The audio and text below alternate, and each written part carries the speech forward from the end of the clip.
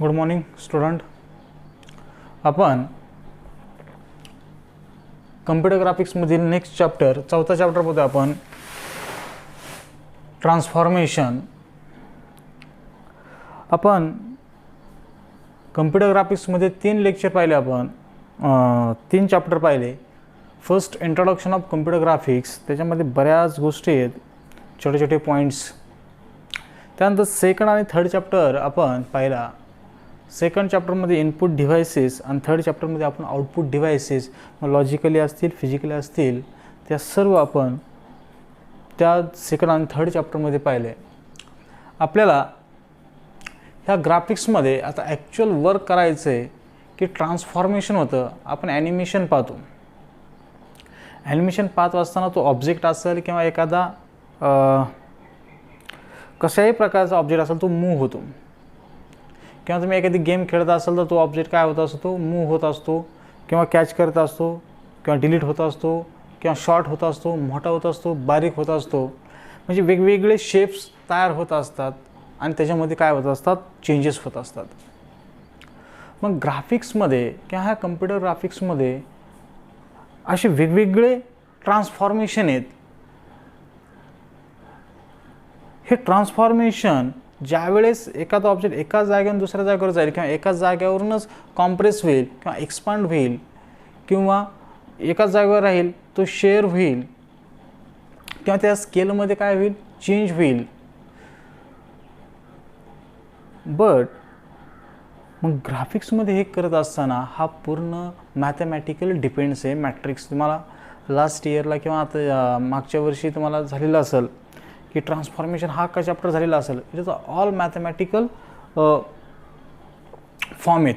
मग तुमचं ट्रान्सफॉर्मेशन असेल, ट्रान्सलेशन असेल, रोटेशन असेल, रिफ्लेक्शन असेल, अशा वेगवेगळ्या फॉर्ममध्ये ट्रान्सफॉर्मेशन केलं जातं. हे का करायचं? कारण एखादा ऑब्जेक्ट दुसऱ्या ठिकाणी जातो आहे किंवा मूव्ह होतो आहे, म्हणजेच त्याची रिपोजिशन चेंज होत असते. That is transformation means the reposition, किंवा नवीन पोझिशन तयार करणं एका ठिकाणून दुसऱ्या ठिकाणी. मग अशा वेगवेगळ्या प्रकारे तुम्ही काय करू शकता, पोझिशन चेंज करू शकता. तुम्ही एखादी इमेज उलटी करता, स्विची करता, अपोजिट करता, लेफ्ट करता, राईट करता, अप करता, डाऊन करता. ह्या सर्व गोष्टी आपण ट्रान्सफॉर्मेशन थ्रू ह्या ग्राफिक्स थ्रू होतात. We are using OpenGL libraries. ह्या ओपन जेल लायब्ररीजमध्ये वेगवेगळे त्याचे फंक्शन तयार केलेले आहेत, किंवा वेगवेगळा मेथड्स किंवा ऑपरेशन तयार केलेले आहेत. आपण ह्या ट्रान्सफॉर्मेशनमध्ये पाहत असताना किंवा ह्या चॅप्टरमध्ये पाहत असताना ॲक्च्युअल ट्रान्सफॉर्मेशन होत असताना एका ऑब्जेक्ट टू दुसरा ऑब्जेक्ट होत असताना it is all base of mathematical. हा मॅथमॅटिकल व्ह्यू आपल्याला माहीत पाहिजे. आपण ट्रान्सफॉर्मेशन काय असते हे समजून घेणार, आणि एक ट्रान्सफॉर्मेशनमध्ये त्याचे 5 वेगवेगळ्या प्रकारे ट्रान्सफॉर्मेशन होतं. The first translation, second rotation, third scaling, reflection and share. असे वेगवेगळ्या फॉर्ममध्ये ट्रान्सफॉर्मेशन होत असतं. मग ट्रान्सलेशनचा फॉर्म कसा होतो, किंवा ट्रान्सलेशन कशा प्रकारचं होतं, मग त्यासाठी कोणत्या मेथड्स यूज केल्यात का, कोणता फॉर्म्युला यूज केला आहे का. कारण का हा फॉर्म्युले यूज करून ग्राफिकली त्याच्यावर हँडल केलं जातं, किंवा त्या इमेजवर हँडल केलं जातं, किंवा प्रोग्रॅमिंग पार्टमध्ये हा सगळ्यात जास्त मॅथमॅटिकल लॉजिकल भाग यूज केला जातो. त्यामुळे मॅट्रिक्स किंवा कम्प्युटर ग्राफिक्समध्ये पुढं काम करत असताना, स्टडी करत असताना सगळ्यात जास्त मॅथमॅटिकलवर बेस राहतो. युनिव्हर्सिटीच्या ठिकाणी लॉजिकल डेव्हलप करण्यासाठी किंवा सिस्टीम लेवलला काम करत असताना तिथं ॲप्लिकेशन लेवलला काम न होता सिस्टीम लेवलला काम होतं, म्हणून मॅथमॅटिकल बेस जास्त विद्यापीठाच्या सिलेबसमध्ये MSc कम्प्युटर सायन्सला.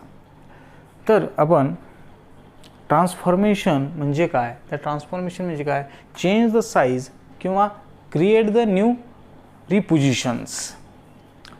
मग रिपोजिशन मला चेंज करायच्यात, किंवा ऑब्जेक्ट एका बाजून दुसऱ्या बाजून मूव्ह करायचं, किंवा रिफ्लेक्ट करायचं असेल, रोटेट करायचं असेल, तर 5 टाईप आहेत: ट्रान्सलेशन, रोटेशन, स्केलिंग, रिफ्लेक्शन आणि शेअरिंग.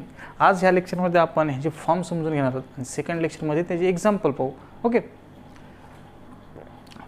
ट्रान्सलेशन, मला जर ट्रान्सलेशन करायचं असेल तर माझ्याकडं एक्स आणि वाय कोऑर्डिनेटेड, माझ्याकडं पी नावाचा एक ओल्ड पॉईंट आहे पी एक्स वाय, आणि तो मला काय करायचा आहे, त्याचे तो पॉईंट मला चेंज करायचा आहे. P dash is equal to X dash Y dash.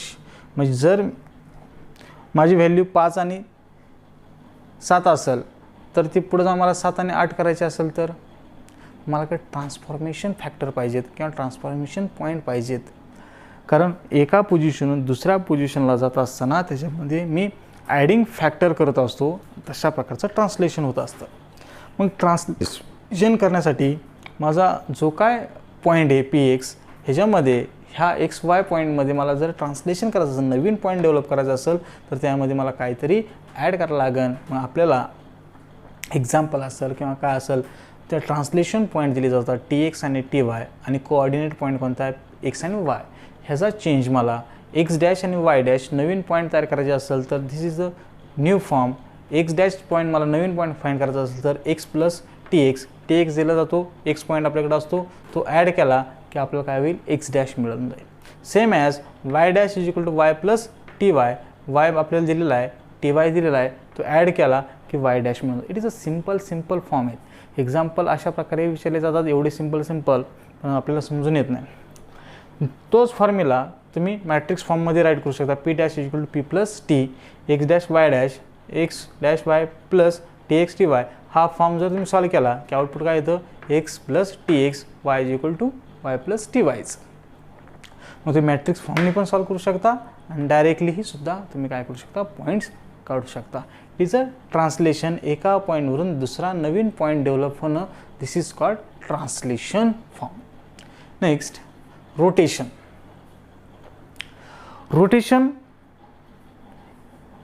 एका ठिकाणून दुसरा पॉईंट मला रोटेट करायचा असेल तर मला अँगल लागेल. काय लागतो, हा 30 असेल तर मला काय करायला लागेल 60 करायला लागेल. त्यावेळेस तो पी डॅश होईल, बरोबर. जो पी डॅश आहे तो काय होईल माझा पी डॅश होऊन जाईल. हाऊ तर माझ्याकडे जो काय एक्स असतो तो म्हणजे कोण असतो आर कॉस थिटा असतो, आणि वाय म्हणजे कोण असतो आर साइन थिटा. आता मला हे जास्त सांगण्याची गरज नाही की हा ऑलरेडी पार्ट तुमचा मॅथमॅटिकली झालेला आहे. मग मला पी डॅश काढायचं आहे, म्हणजे नवीन रोटेशन तयार करायचं आहे, नवीन रोटेशन फाउंड करायचं आहे. जर P dash is equal to P X dash Y dash हा नवीन पॉईंट डेव्हलप करायचे असतील तर माझ्याकडे फॉर्म्युला आहे X dash is equal to X cos theta minus Y sine theta, Y dash is equal to X sine theta plus Y cos theta. तर जर आपल्याला मॅट्रिक्स फॉर्ममध्ये राईट करायचं असेल तर P dash is equal to P dot R means cos theta sine theta. हा matrix आहे.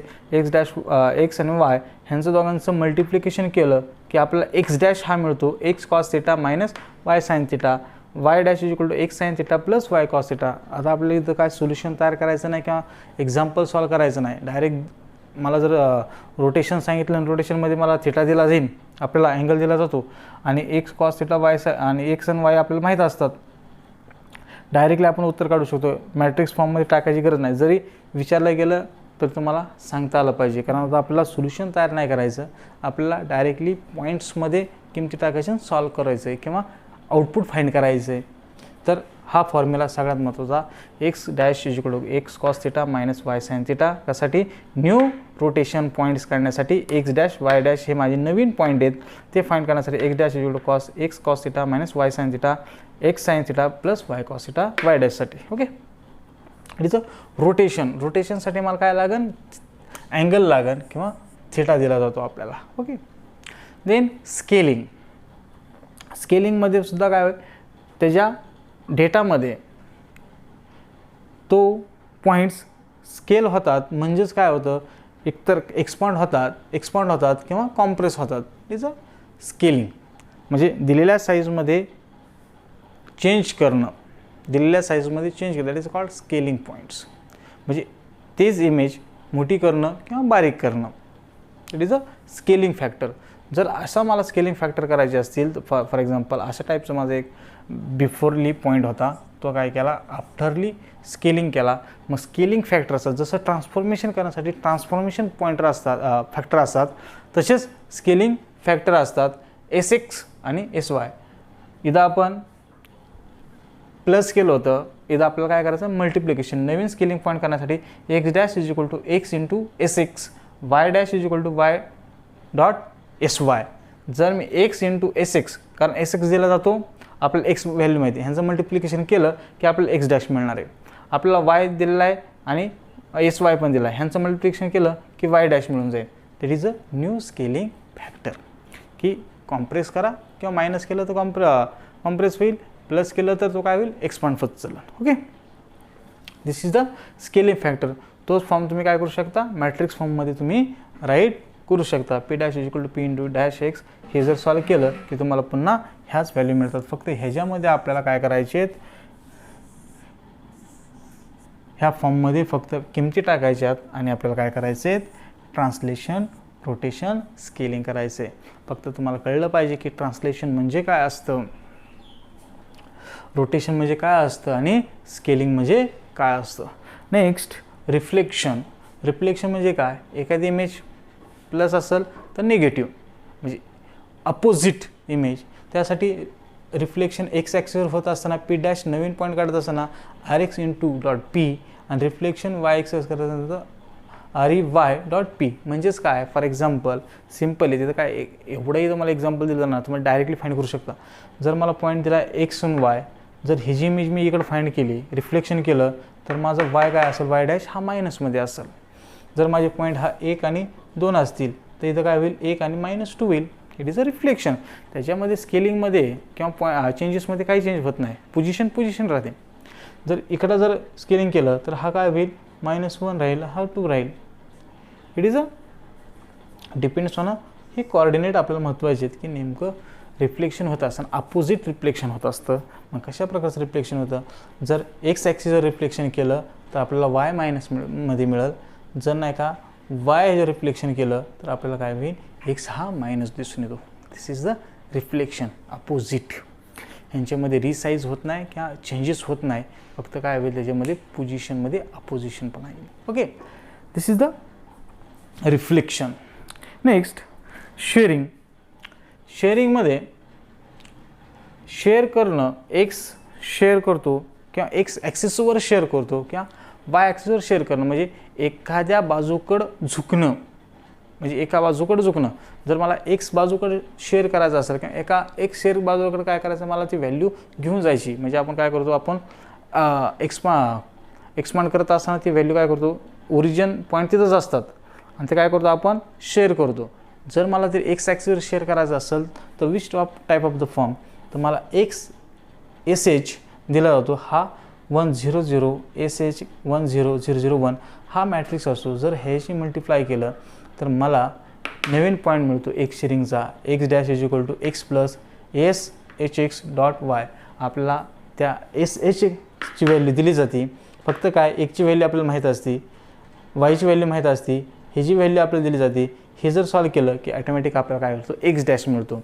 आणि जर मी एक्स शेअरिंगवर, एक्स ॲक्सिसच्या शेअरिंगवर मी जर शेअर करत असेल तर वाय हा माझा काय असतो, स्टेबल असतो. लक्षात घ्या, जर एक्स शेअरिंग करत असेल तर वाय स्टेबल असतो आणि वायवर शेअरिंग करत असेल तर एक्स काय असेल, स्टेबल असेल. तर नवीन पॉईंट किंवा एक्स शेअरिंग करत असताना हे माझे नवीन पॉईंट्स येतील, एक्स डॅश आणि वाय डॅश. फक्त एवढं सॉल्व करायचं, एक्स प्लस एस एक्स. ह्याचं काय आपल्याला माहीत असेल किंवा नसेल, जरी माहीत नसलं तरी आपला एस एच माहीत असला की विषय संपला. एक्स प्लस आपल्याकडे डायरेक्ट फॉर्म आहे, ह्या डायरेक्टली फॉर्मचा आपण काय करू शकतो, यूज करू शकतो. कोणासाठी, एक्स शेअरिंगसाठी आणि वाय शेअरिंगसाठी. एक्स शेअरिंगसाठी जर मला काढायचं असेल तर मला हे फॉर्म्युला माहीत पाहिजे, X plus H X into Y आणि Y dash is equal to Y. Shearing Y axis असेल तर अशा प्रकारचा मॅट्रिक्स आहे. तर वाय डॅश आपल्याला फाइंड करायचा आहे, Y plus H X into X. Then X काय असेल, स्टेबल असेल. It is a transformation. ट्रान्सफॉर्मेशनसाठी पहिली गोष्ट मला ट्रान्सफॉर्मेशन कळलं पाहिजे. What is mean by transformation. Transformation is a changes. पास संपलं. ट्रान्सफॉर्मेशन मी चेंज. कशा प्रकारचा चेंज, तर त्याच्या साईजमध्ये, रिपोजिशनमध्ये मी चेंज करत असतो. मग वेगवेगळ्या पद्धतीने आपण त्याला चेंजेस करत असतो. हाऊ, तर ट्रान्सलेशन पद्धतीने मी ट्रान्सलेशन करेन. मला ट्रान्सलेशन पॉईंट असेल तर ॲटोमॅटिक मी त्या पॉईंटचं ट्रान्सलेशन करेन. नाही माझ्याकडे फॉर्म्युला आहे. सेकंड, मला रोटेशन करायचं असेल तर मला थिटा दिला जाईल आणि त्या थिटानुसार मी काय करेल, ते नवीन पॉईंट्स डेव्हलप करेन. That is called rotation. Third, वेगळ्या पद्धतीने मला ट्रान्सफॉर्मेशन करायचं आहे, स्केलिंग. स्केलिंग करणं म्हणजे एक तर मी कॉम्प्रेस करेल किंवा एक्सपांड करेल.